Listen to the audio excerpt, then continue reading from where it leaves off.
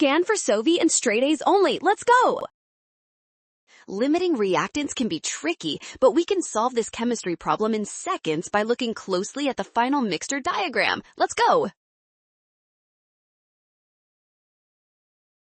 First, we need to look at the balanced chemical equation where 1 molecule of hydrogen gas reacts with 1 molecule of chlorine gas to produce 2 molecules of hydrogen chloride gas.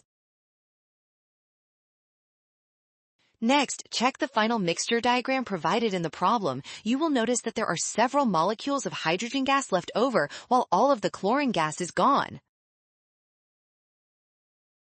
Since all chlorine was used first, it is the limiting reactant. This makes option C the final answer. You nailed this one.